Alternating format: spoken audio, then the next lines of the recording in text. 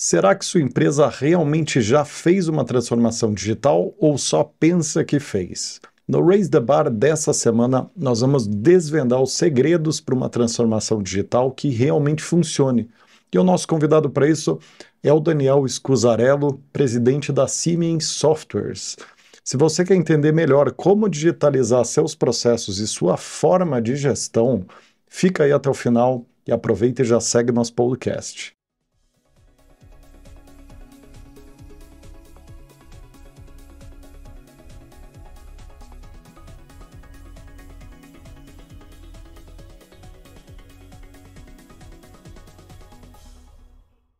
Muito bem, sejam muito bem-vindos e bem-vindas a mais esse episódio do Raise the Bar, o podcast semanal de entrevistas sobre os principais cases, tendências e boas práticas de vendas e marketing do momento. Esse podcast é um oferecimento da The For Sales Company, holding de empresas de recrutamento e seleção, que tem no seu portfólio duas das maiores recrutadoras de vendas e marketing do mundo, a For Sales e os seus jobs. Então, se vocês não conhecem ainda sobre a The For Sales Company, entra lá em forsales-company.com e saiba mais sobre nossas empresas. Muito bem, agora sim, Daniel, queria te dar muito boas-vindas aqui ao podcast, um prazer estar te recebendo, viu? Obrigado, Rodrigo. Bom dia, boa tarde a todos. É um prazer, uma honra estar aqui com vocês. Prazer é todo nosso. Como é que você está, Maurício? Tudo bem? Tudo ótimo, animado para o nosso bate-papo aqui com o Daniel, né? Um assunto bastante em alta, né? Bastante presente no dia a dia das empresas, então estou bem curioso para desvendar um pouco mais desse assunto junto com o Daniel.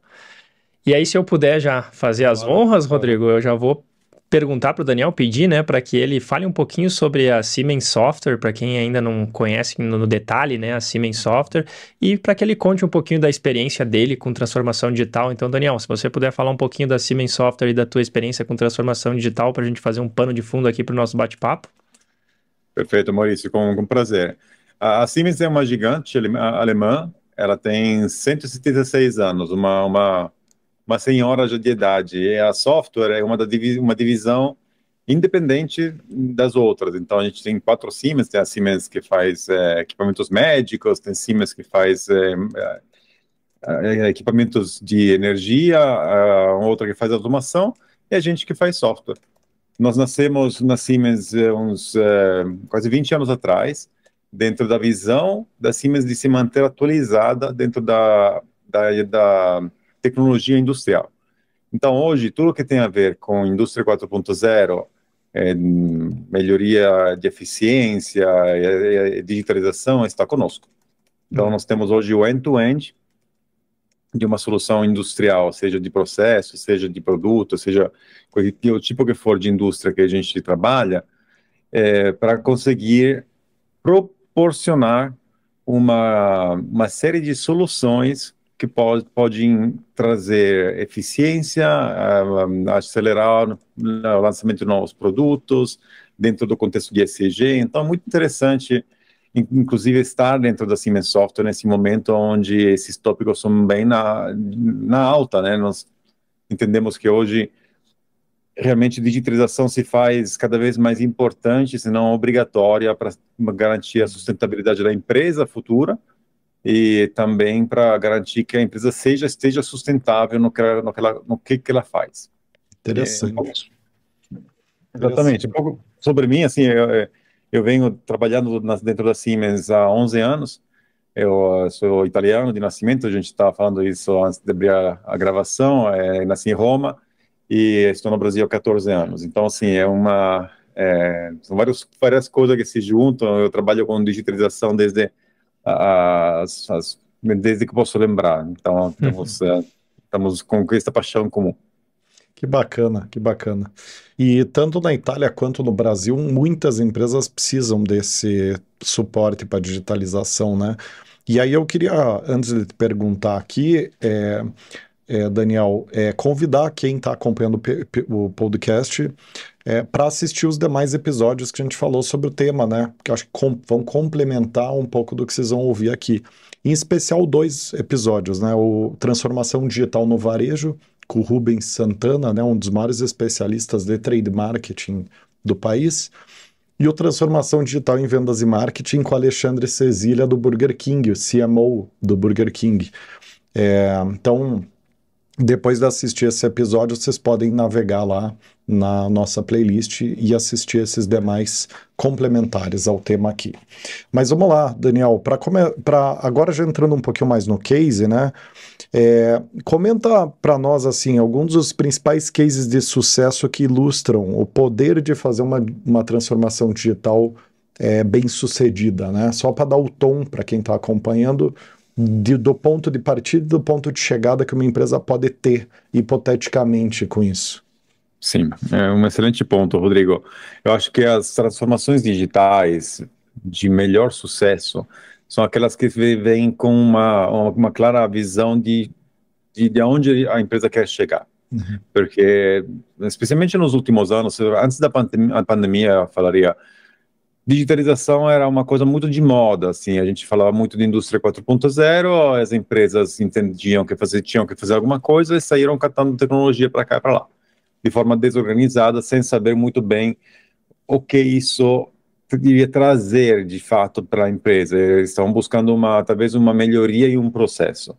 O problema de fazer isso picotado, assim, eu compro uma solução de IoT, compro uma solução que me automatiza alguma coisa de desenho, compro uma solução para eu entender o que está acontecendo na fábrica. Isso resolve o problema pontual daquela tecnologia, ou seja, da onde aquela tecnologia se aplica. Muitas vezes o gargalo só muda de lugar. Que você resolve uma coisa, o gargalo vai para frente, vai para trás, e você vai agora correr atrás para resolver aquele gargalo naquele lugar. Aí vai comprar mais tecnologias desconectadas, e aí no final do dia você vai ter um Frankenstein de tecnologia digital que fica difícil gerenciar. Hoje, as empresas, e a gente vem promovendo isso muito forte, assim, nós temos que olhar um pouco para o que é importante. E hoje o que é importante é o dado. Se fala já que o dado é o novo petróleo, esses jargões mais populares, assim, é exatamente isso, assim, que a gente entende que se a gente cuida do nosso dado, desde a criação daquele produto, daquele serviço, daquele processo, até a entrega, e consegue medir, rastrear, reabastecer meu dado digital com dados, com inputs do campo, por exemplo, da vida real, meu dado começa a criar um valor agregado exponencial. Só que para fazer isso, eu preciso ter uma visão muito clara, abrangente e fundamentalmente flexível. Porque também esses planos que antigamente se chamavam Big Bangs, né, esses desenhos digitais maravilhosos, que as empresas desenhavam junto com consultores, o estado atual, o estado desejado, tem um gap de anos entre um e outro. A gente aprendeu, nos últimos anos especialmente, que a volatilidade faz parte do nosso dia a dia, porque o mundo é volátil. Então, assim, não adianta a gente lutar contra o bunny ou o que seja que for, o jargão que a gente fala que é mais de moda. O mundo é volátil. A gente tem que se acostumar a isso, é por isso que a gente tem que ter uma visão futura, mas também a flexibilidade e a agilidade de conseguir pivotar o nosso plano ao longo do caminho. Então, assim, o nosso mote assim, principal é pensa em grande, começa pequeno, escala rápido. Então, assim, é assim que a gente consegue trazer uma transformação digital bem sucedida. Então, quando a gente trabalha na tecnologia que pode promover uma melhor eficiência, um lançamento de um novo produto mais rápido, um controle mais eficiente da manufatura, dos meus fornecedores, isso tudo se faz dentro de um contexto que tem um começo, meio e fim, que está dentro de um propósito do objetivo principal que aquele projeto está trazendo para a empresa e para a sociedade, para as pessoas que vão ser impactadas para aquela transformação digital. Ô Daniel, deixa eu te fazer uma pergunta aqui, até para quem também talvez não tenha um conhecimento tão profundo sobre a Siemens Software, né? Hoje, a solução oferecida pela Siemens Software, ela tem produtos de prateleira ou ela é 100% personalizada para a indústria que está querendo entrar nessa transformação digital? Porque você falou algo muito importante aqui, que é não adianta você digitalizar só uma parte do processo que vai gerar um gargalo antes ou depois, né? Você tem que ter um olhar mais holístico sobre a transformação digital. Então, o produto, o serviço que a Siemens Software entrega é mapear empresa a empresa, tudo que precisa ser feito e personalizar o produto, o serviço, ou existem produtos de prateleira para cada necessidade? Excelente pergunta, Maurício. Nós temos produtos de prateleira que compõem várias receitas, que a gente chama de trilhas digitais. Então, como é que é o nosso go-to-market? Nós temos, acho que são 36 mil linhas de produtos. Então, é muita coisa. Desde a parte da ideação, até a parte de manufatura, até a parte de simulação, gêmeo digital e assim por diante. Tudo isso, como é que se faz de forma, como é que se propõe para uma empresa, para um cliente, de forma que possa entender? Porque se eu te falo os ingredientes da receita do bolo de aniversário do seu filho, você não está muito preocupado se usa a farinha A ou a farinha B. Você quer a experiência do bolo de aniversário, aliás, você quer a experiência dos filhos a soprar a velhinha. Verdade. Isso a gente chama de trilha digital. Ou seja, se a gente entende qual é de fato o problema, ou a solução, ou a questão que a gente está querendo resolver para nossos clientes, a gente consegue compor isso. Legal. Então, é um trabalho muito consultivo. Eu tenho um time muito grande que faz essa preparação, verticalizado por indústria, subindústria, e consegue entender aquela indústria, trazendo, inclusive, ideias novas, porque essas pessoas transitam e conversam com colegas no mundo inteiro. Então, de repente, estou trabalhando para uma indústria de alimentos e bebidas. Eu posso trazer uma experiência da Índia ou da Europa, dos Estados Unidos, que talvez o meu cliente não tinha pensado. E aí, junto, em forma de mastermind mesmo, a gente consegue desenhar uma solução que traga alguma coisa que o cliente não estava pensando. Porque muitas vezes o cliente vem com problemas pontual, que é aquela questão da tecnologia. Eu estou com um problema, um gargalo aqui, você tem um software para resolver? A gente até tem, mas isso, de novo, isso vai só trazer um ganho relativo àquele problema. Então, você tem todo um pré-trabalho para a gente entender, junto com o cliente, desafiar o nosso cliente a pensar de forma diferente, inclusive, para traçar essas trilhas digitais. Elas se convergem em algumas que a gente utiliza, justamente para trazer essa visão de software como um serviço. Então, quando a gente trabalha produtos de prateleira, dentro de um modelo de SaaS, que é Software as a Service, e colocando em cloud, eu estou cada vez mais me aproximando a uma solução parecida no que a gente tem em um telefone, em um smartphone, ou seja, o sistema operativo se atualiza sem ter que eu me preocupar com o processo. Antigamente, nas customizações mais profundas, quando a gente tem uma empresa que realmente pede, eu preciso que essa solução de PLM, de Lifecycle Management, seja customizada para a minha empresa, elas se tornam soluções com um pouco mais difíceis, desafiadoras de manter atualizadas, porque a gente tem que refazer todas as customizações para passar para a próxima versão. E isso traz umas questões de custo, porque é serviço pago, e também a atualização de segurança, porque se a gente trabalha soluções online, soluções na nuvem, eu posso te garantir que você está no último nível de cibersegurança se eu consigo atualizar seu software de forma quase automática. E é isso que é o mercado, e assim está a direção que a gente está levando nossos clientes, nossos parceiros. E dentro desse formato de solução de customização, né, eu imagino que a taxa de erro, de falha no processo de digitalização, seja menor do que pegar um software one fits all ali e tentar fazer ajustes ali naquele ecossistema. Mas mesmo assim, certamente ocorrem falhas, né, insucessos na transformação. Então, eu queria que você contasse assim, quais são os principais motivos que levam as empresas a não ter êxito na transformação. E quais são os sintomas para alguém que quer identificar se a sua empresa teve sucesso ou não no assunto? Excelente colocação, Rodrigo. Eu acho que tem só uma clarificação sobre a questão da customização. Uhum. A customização por si não é um indicador de sucesso ou insucesso. É um indicador de facilidade e sustentabilidade da solução. Mas, assim, o mercado inteiro está indo cada vez mais próximo a sistemas de prateleira, justamente para conseguir ter essa agilidade. Inclusive, porque pensando bem, a gente desenha as soluções baseada nas melhores práticas de mercado. Então, às vezes, a gente consegue desafiar um processo que foi desenhado da forma antiga para ele ser mais digital, mais moderno, mais rápido. Senão você digitaliza um sistema arcaico e você simplesmente coloca uma camada digital dentro de um processo que deveria ser feito na caneta. Mas esse desafio é bem interessante. Respondendo a sua pergunta sobre os fatores que podem trazer as empresas a fracassar ou a ter menos êxito em uma transformação digital, eu quero ressaltar dois. Assim, o primeiro, que a gente sempre mapeia bem no começo, assim, é como a solução digital que se está se propondo consegue conversar com sistemas legados e sistemas atuais dentro da empresa. Porque, por exemplo, assim, a grande maioria, todas as empresas têm alguma coisa digital, que seja o sistema de ERP, que seja alguma coisa de CAD, que seja alguma coisa de simulação, de MES, que seja um programa que alguém escreveu. Então, nosso trabalho não é arrancar tudo que está lá e colocar tudo simples.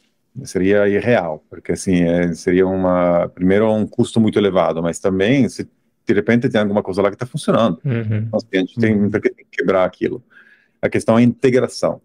Então, assim, ter uma plataforma que seja aberta no sentido de poder conversar com todo mundo é muito importante. Criar esses vínculos, esses elos de comunicação que funcionam muito bem. Como eu falei, o dado é muito importante. Então, se eu tenho o dado que de forma contínua, ele vai seguindo o processo sem interrupções, eu consigo confiar no dado quando ele chega na ponta final.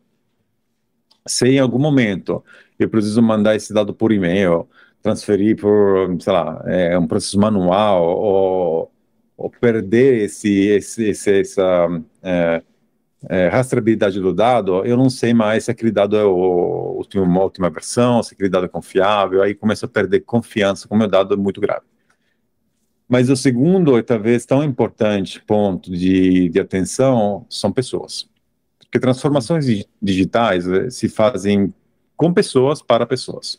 Tudo que a gente faz tem a ver com pessoas. E muitas vezes, às vezes, a alta gestão de uma empresa tem uma ideia na cabeça, anuncia para a empresa, vamos fazer uma transformação digital aqui, de cabo a rabo, nós vamos entrar de fato na indústria 4.0, sem ter alinhado isso com todas as pessoas que vão ser envolvidas nesse processo.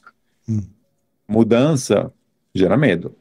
Medo gera problemas de incertezas e potenciais riscos de pessoas lutar, remar contra. Porque, assim, se eu não tenho um desenho muito claro, a empresa inteira, olha, estamos indo nessa direção por esses motivos, essas vão ser as consequências para o mercado, para nossos clientes, internamente isso vai acontecer, automaticamente, se eu sou a pessoa que está lá há 20 anos fazendo Excel, essa tarefa vai ser extinguida graças à tecnologia digital, de repente, minha preocupação é que meu emprego vai ser mantido. Então, assim, ter esse alinhamento, isso se chama gestão de mudança, e não é nenhum assunto de engenharia, é um assunto de psicologia, de recursos humanos. Então, a gente sempre promove, quando a gente desenha junto com o cliente uma transformação digital, de contratar uma consultoria de change management, porque daí não só a gente consegue trazer essas pessoas que talvez poderiam ser resistentes junto à transformação digital, a gente consegue ajudá-las a se requalificar para continuar sendo relevantes. Porque para cada emprego que é uma digitalização rende obsoleto, tem 2,5 que não existem ainda. Então, assim, parcerias com escolas técnicas, cursos profissionalizantes, que seja que for que a gente possa ajudar essas pessoas que estão há um tempo fazendo a mesma tarefa, que talvez não seja a mais divertida do mundo, mas é o trabalho deles, para se requalificar, conseguir se empregar dentro de um modelo digital. Uhum. Você tocou num ponto bastante importante para mim e para o Rodrigo aqui, que são pessoas, né? Uhum. Então, até inclusive para quem está nos escutando aqui e tiver nesse momento como empresa de buscar uma transformação digital e tiver precisando encontrar pessoas que já vivenciaram uma transformação digital ou que podem ser protagonistas nessa transformação digital dentro das suas empresas, é justamente para isso que a The For Sales Company existe, né? Então, procura lá forsales-company.com, entenda um pouquinho mais dos nossos serviços, do nosso trabalho, que com certeza a gente pode ajudar nesse processo. Mas, Daniel, quer fazer uma pergunta, Rodrigo? Não, posso ir em frente? pode ir. Eu queria te perguntar o seguinte, falando desse âmbito mais macro de transformação digital, né? Aquela empresa que ainda não está num estágio tão maduro e que está querendo ir para esse ambiente de transformação digital, qual seria o passo a passo, por onde essa empresa deve começar? O que você dá de dica para a empresa que está amadurecendo nesse tema e que quer um dia chegar num nível de maturidade bem maior do que ela tem hoje? Por onde ela começa e por onde ela vai, na sua opinião, nos primeiros passos? O primeiro passo, com certeza, é a educação. É entender o que tem por aí, mesmo que isso seja uma selva. Hoje você consegue encontrar startups que prometem transformações profundas, que tem empresas consolidadas como Siemens, tem muita oferta por aí. Então, assim, não é tão trivial se informar sobre as possibilidades que existem dentro de uma transformação digital. Mas existem formas de desenhar o as is and to be, ou seja, estado atual, estado desejado, de várias formas. Tem consultorias que fazem isso, a gente faz isso para vários clientes, nossos parceiros fazem isso, porque é muito desafiador. Porque se eu sou um executivo dentro de uma empresa, tenho outras coisas para fazer. Preciso entregar meu número, preciso fabricar meu produto, preciso atender meus clientes. Ao mesmo tempo que eu preciso pensar na transformação digital, eu não quero errar, é muito desafiador conseguir digerir todas essas informações. Mas se eu tenho um mapa que me mostra, olha, esse aqui é o cenário atual, esse aqui é o cenário possível, cenário futuro, eu consigo pelo menos ter uma direção onde eu consigo assumir os primeiros passos. Transformação digital, digitalização é algo que precisa ter um retorno de investimento rápido. Uhum. Então eu consigo talvez criar um petit comitê que me sustenta dentro dessa decisão, e aí a gente traz o estado futuro dentro do estado atual com os primeiros passos pequenos.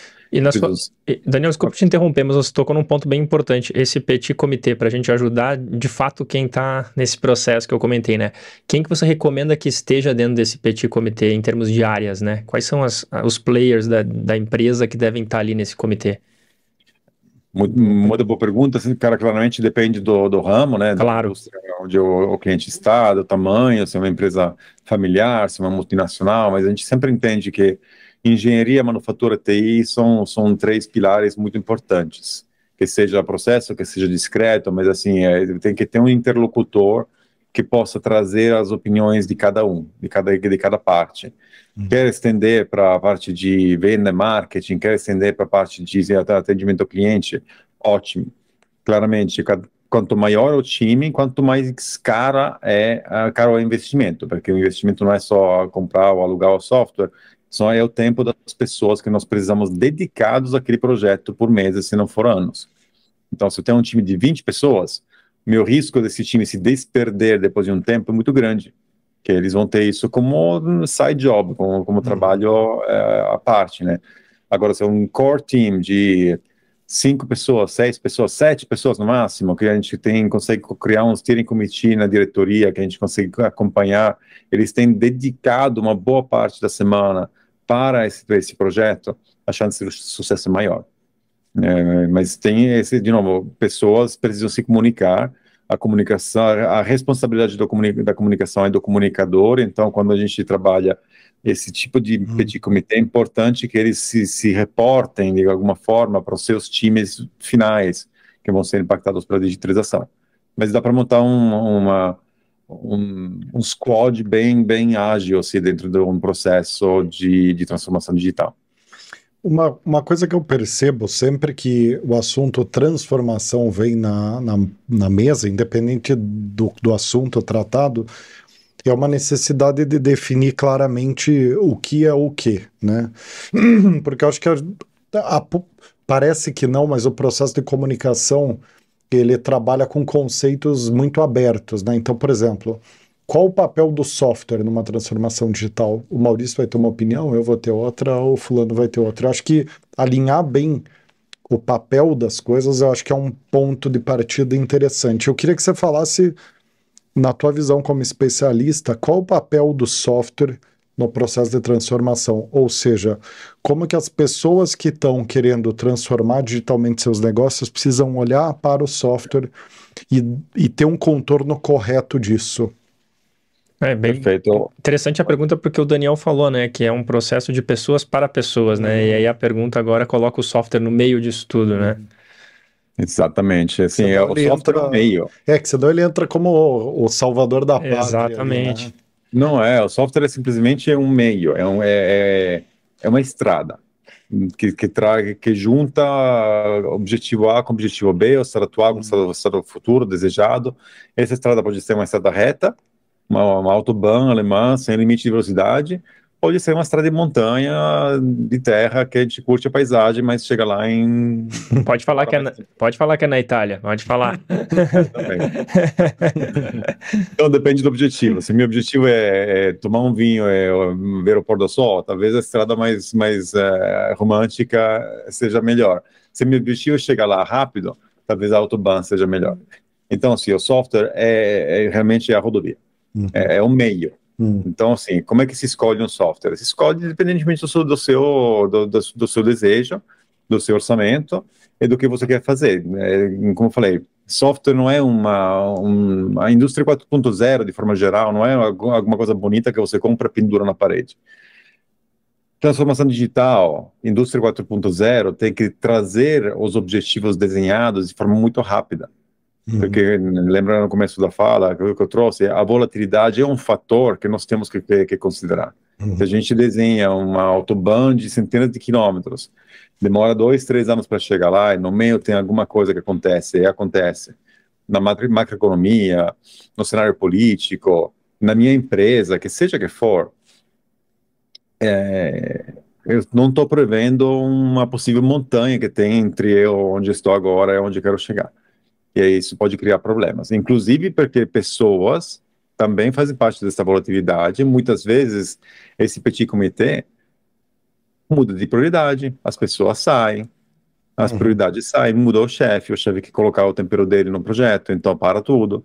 Então, assim, é muito importante quando a gente desenha isso, criar esse charter, essa visão, esse mote de propósito mesmo. O que estamos fazendo aqui? Isso aqui. E a gente abre as reuniões com o cliente trazendo isso de volta, inclusive. Isso aqui é o projeto mesmo? Que daí, quando a gente recebe um pedido de mudança no meio do caminho, a gente pode voltar no charter e falar, está alinhado com o propósito original? Não está. Então vamos deixar isso para depois.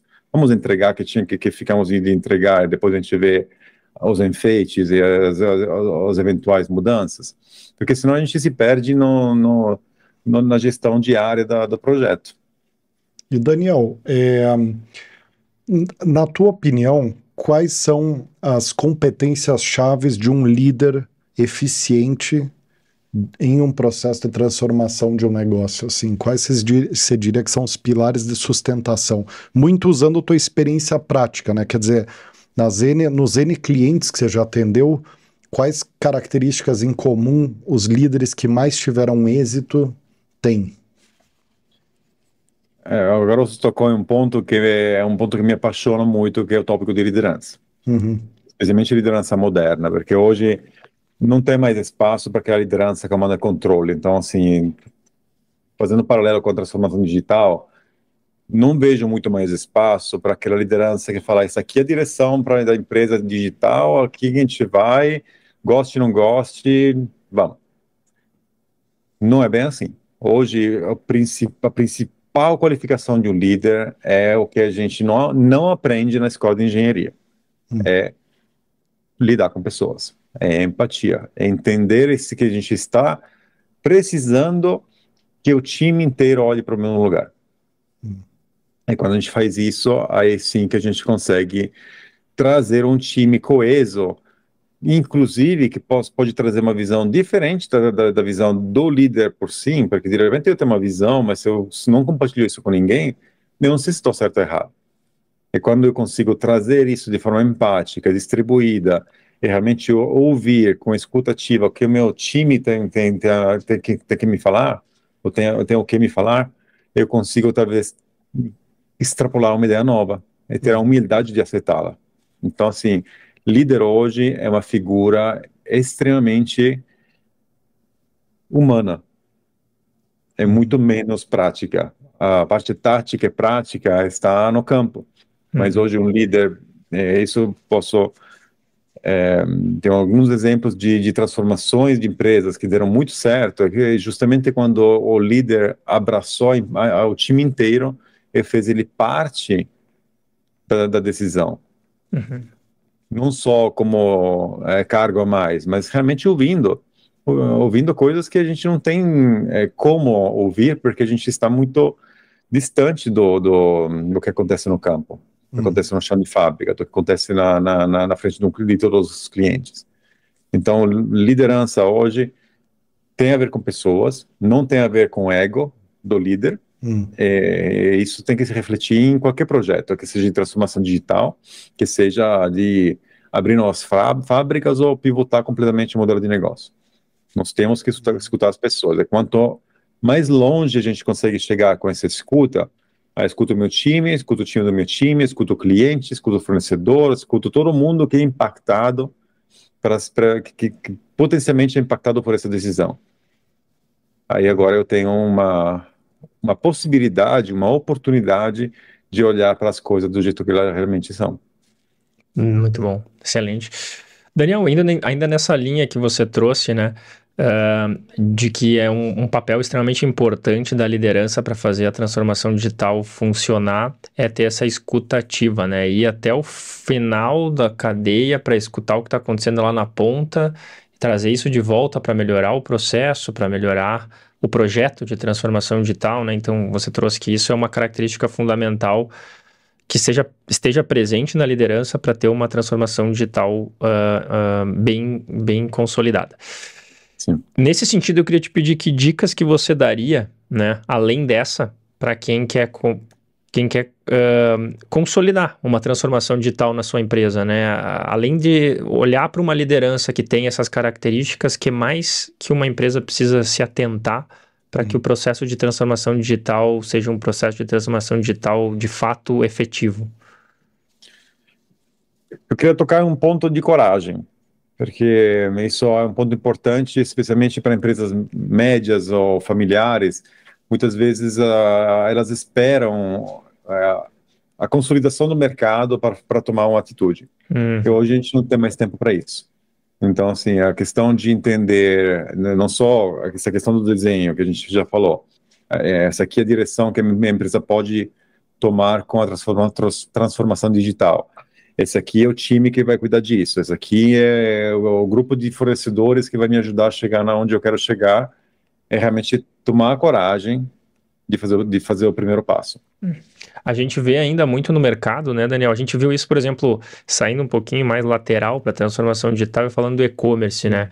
A gente vê que, claro, a pandemia, ela acelerou o processo das empresas irem para o e-commerce em função de uma necessidade, né? Ninguém mais conseguia vender presencial, tiveram que ir para o e-commerce, não tinha outra alternativa.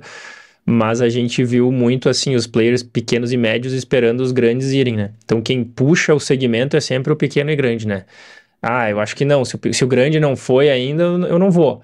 Então tem essa, acho que é um pouco disso que você está falando, né? A empresa pequena e média, ela assume pouco risco, ela fica esperando o grande fazer, aí quando a camada de empresas grandes do segmento toda já fez, as pequenas e médias vêm atrás. E hoje em dia, a transformação digital, ela não é mais um diferencial, ela é uma exigência, tem que ter, né? É meio que por aí? Exatamente. Hoje, cada vez mais, a gente entende que esse espaço de tempo entre deixa eu ver o que acontece no mercado, depois eu faço, vira quase irrecuperável. porque é uma curva exponencial. Então, pode significar, sim, a sustentabilidade da sua empresa no tempo futuro. Porque se eu fico esperando o que o grande faz para eu fazer, o grande vai simplesmente acabar comigo. Sim. Porque ele vai ter toda a eficiência, todo o mercado, aí você vai sempre tentar recuperar alguma coisa. Agora, também eu sei que é uma decisão difícil eu colocar milhões de reais em um investimento que eu não sei se vai dar certo. Uhum. É que eu acho que Tenho referências locais do meu lado, porque Perfeito. tem essa cultura também que precisa ser uma referência aqui, porque aqui é diferente, que é na Alemanha, que é na Índia, que é na Itália, que é nos Estados Unidos, e é mesmo. Mas, como eu falei, se a gente pensa em grande, mas começa pequeno, escala rápido, a gente consegue realmente usar o retorno daquele investimento inicial para pagar o próximo. E assim por diante. Não preciso quebrar minha empresa. Por isso eu não acredito nesses desenhos de Big Bang, onde se colocam milhões de dólares para fazer a transformação digital. E a primeira entrega é depois de 1 ano e meio. Sim, e talvez tu não precise, como empresa, né, pequena e média, começar fazendo um grande investimento, mas o mais importante é criar a cultura de transformação digital, né? Tu começa por passos menores, logicamente, por não poder assumir um risco tão grande quanto uma empresa grande, não ter tanto investimento, mas o que tu não pode fazer é ficar parado nesse processo de transformação digital, né? Tu precisa pelo menos iniciar um processo de criar a cultura, de fazer as tuas lideranças pensar em transformação digital, né? E aí o investimento vai conforme a empresa tem a capacidade de fazer, obviamente, né? Mas tu não pode ficar parado no tempo com relação a esse tema dentro do teu negócio, talvez seja por aí, né? Exatamente, não dá mais, assim, não dá para esperar muito tempo, assim, em 6 meses muda muita coisa, em 6 meses vem player de fora. O exemplo que eu mais gosto disso é o do Google, né? Porque quando o ChatGPT entrou em novembro de 22, logo que eu tive o primeiro contato, para mim já tinha ficado claro que o método de busca na internet ia mudar drasticamente. Ainda não mudou, mas já está claro que vai mudar, né? Porque essa busca de output no Google lá, empresas de X, né? É um método muito... Se parar para pensar na dinâmica que o IA agrega no teu dia a dia, é um método muito antigo para a possibilidade que a IA te entrega. E o que o Google fez? Saindo do ChatGPT, eles imediatamente já visualizaram isso, que o mecanismo de busca vai dar um cavalinho de pau absurdo, e eles pivotaram todo o portfólio deles para IA. E, inclusive, estão lançaram, acho que uma IA concorrente do ChatGPT, porque eles já têm não só uma posição de defender o portfólio deles atual, como de já reposicionar a empresa, né, para esse futuro IA-cêntrico, né, de interação com a internet.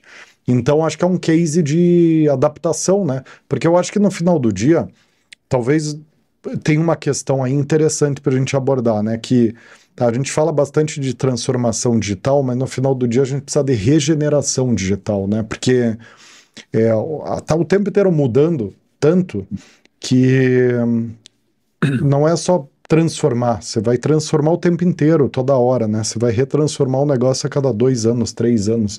Então é quase que uma... de evolução digital. Exato. É uma regeneração digital, né? Porque você vai sempre se atualizando, da mesma forma que o Google, né? Pivotou ali a estrutura de uma hora para outra, né? Eu acho que o primeiro passo talvez seja fazer a transformação e depois de feita um primeiro pontapé ali, um primeiro degrau subido, criar essa mentalidade de regeneração digital, né? De se manter relevante, se manter alinhado a essas tecnologias core, né? Que estão puxando o mundo dos negócios, né? Que estão virando centros gravitacionais, né? Então tem ponto interessante que você trouxe, Rodrigo. A gente está falando de OpenAI e Google. Em 2022, OpenAI naquela época era uma empresa pequena, agora já não é. E o Google pivotou, Google é uma empresa gigante. Eu não lembro o nome do AI do Google. Por quê? Porque eles chegaram depois. Então é a mesma coisa, assim, quando a gente vê o concorrente ou uma empresa que eu conheço fazer e depois eu quero fazer também, eu vou sempre estar correndo atrás do prejuízo. De fato, né? tem várias implicações, né? Esses movimentos tardios, né? De atualização, de digitalização, né? Uhum. E, Daniel, para a gente finalizar, quais as principais dicas que você daria para alguém, para uma empresa ou um executivo que quer consolidar essa mentalidade de transformação digital, de adaptação contínua? Qual é a pedra fundamental aí para você ter, de fato, um mindset ou um negócio que se mantenha relevante ao longo do tempo? Eu acho que é muito importante a questão da diversidade de opiniões, diversidade de forma geral, Uhum. mas criar um time diverso que possa trazer ideias novas, porque principalmente, especialmente para gente que tem, para eu, né, vocês são mais novos, mas assim, quem vem de uma cultura, de uma educação um pouco mais quadrada, nosso principal trabalho é desaprender o que a gente o que a gente acha que a gente sabe, porque as tecnologias estão trazendo inovações que estão fora do campo cognitivo das pessoas que estão no poder de decisão. Já em palestras, anos atrás, eu falava que as pessoas, o ser humano, já é a bola de chumbo no pé da transformação digital, porque a evolução das tecnologias é tão rápida que a gente não tem tempo de absorvê-la. Nós somos ainda os mesmos bichos do mato que a gente era uns milhares de anos atrás. Nosso cérebro não teve tempo de evoluir, mas a gente está aqui falando no computador, gravando um podcast, e todas essas tecnologias que mudam a vida das pessoas, a gente não teve tempo de absorver ela de fato. Então a gente precisa desaprender, abrir a cabeça, fazer um banho de humildade, declarando mesmo, eu não sei nada, mas eu vou procurar um time com o qual eu consigo aprender alguma coisa. E aí, segundo, se eu declaro que eu não sei nada, eu vou atrás de saber alguma coisa. Então, a educação, desenvolvimento contínuo dos líderes e das pessoas que estão à frente dessas decisões. Porque, como você falou, não é uma tacada só. Não é um cheque de X milhões de dólares para eu comprar a digitalização e acabou. Daqui a 6 meses vai ter tecnologia nova, daqui a 3 anos vai ter tecnologia nova, é nova mesmo, nova disruptiva. Imagina só a visão que a gente tem, nós da Siemens, de engenharia junto com IA. IA já está embutida na grande maioria, se não em todas as nossas tecnologias. Da mesma forma que a gente fala ou escreve para o ChatGPT ou para um Midjourney da vida, me desenha alguma coisa, no futuro a gente pode fazer isso com engenharia, poderá fazer isso com engenharia. A gente poderá fazer isso com uma manufatura. Então, o papel do engenheiro, da pessoa técnica, muda completamente. A gente está falando de anos. Não são muitos anos. Essas são perguntas fascinantes, assim, porque, de novo, trazendo ao lado pessoal, eu tenho 2 filhos, um de 8, outro de 9 anos. Eu vou falar para eles estudar. É tão importante assim saber fazer conta de pé? É muito interessante, porque a gente está presenciando uma mudança de era dentro da humanidade. Yeah. Estamos no meio, vai ser turbulento, vai ser doído, vai ser sofrido, mas lá no final tem uma luz, que se a gente trabalha bem essa luz, a gente consegue enxergar o futuro da humanidade, um futuro onde não tem mais escassez. Tomara. É. Tomara que a gente vai para esse lugar, realmente. Eu sou otimista por natureza, porque ao contrário é um lugar muito sombrio. Não dá nem para considerar outra possibilidade, porque é assustador, né? Se a gente não conseguir lidar bem com tudo isso, como empresas, como seres humanos e como profissionais, né? Isso tem, de fato, um risco muito grande, né? A gente, nessa linha de pensamento que o Daniel compartilhou, do que ensinar para um filho, né, que lá na frente não vai mais precisar saber fazer o cálculo de engenharia, não vamos falar disso aqui agora, né, Rodrigo, porque acho que daria mais muito pano para manga, mas a gente tem escutado falar muito, principalmente das fontes mais norte-americanas, que estão mais avançadas no tema, a questão do criativo generalista, né? que lá na frente vai ser cada vez menos importante você entender muito de um assunto. Você vai ter que ter uma visão mais transversal para ser criativo no uso da ferramenta que vai trazer as respostas para você, né? Como você bem falou, você não precisa saber fazer o cálculo, mas precisa ter criatividade no como usar a ferramenta que te entrega o resultado do cálculo, né? Então, tem aí um conceito legal para quem quiser pesquisar, né, Rodrigo, bastante recente, que fala que as gerações futuras, elas vão ter que ser educadas para serem criativos generalistas, né? E não mais como a gente que tinha aquela ideia de especialista, né? Então, tem esse caminho bem interessante aí que alguns alegam ser o futuro. Isso a mudança, em vez de ficar no resultado, você foca na pergunta. Exatamente. O que você está pedindo exatamente? Quanto maior, quanto mais exata é a pergunta, quanto melhor vai ser o resultado. Isso me faz lembrar do tripé das inteligências para ter alta performance, né? Que é uma metodologia exclusiva da The Force Sales Company e que está no nosso workshop sobre como montar times de alta performance, né, Maurício?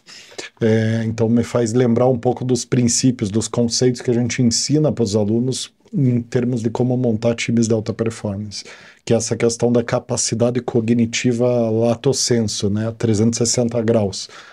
E com essa capacidade você conseguir fazer as perguntas certas e analisar as coisas do ângulo correto, no timing correto, enfim, convergir com a tecnologia e gerar um output melhor através da tecnologia, né?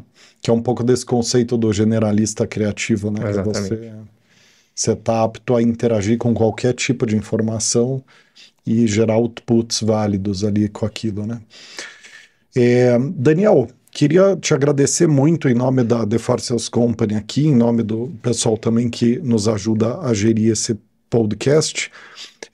Papo super interessante, espero que a gente tenha conseguido levar alguns insights para quem está nos acompanhando e também complementar um pouco do nosso mix de episódios sobre esse assunto, né? Quer dizer, municiar as pessoas com ângulos diferentes em relação à transformação digital. Então, eu espero que vocês tenham gostado tanto quanto a gente. Muito obrigado, Daniel, por estar aqui dedicando o teu tempo para nós. E nos vemos no próximo Raise the Bar. Um abraço a todas e todos e até lá.